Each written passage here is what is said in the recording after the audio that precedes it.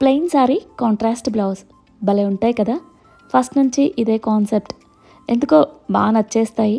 నా దగ్గర చాలా కలర్స్ ఉన్నాయి ఇలా. అండ్ ఈ రెడ్ శారీ వచ్చేసి రీసెంట్గానే నేను వసుంధర డిజైనర్స్ అని ఇన్స్టా పేజ్లో అన్విత కోసం బుక్ చేశాను.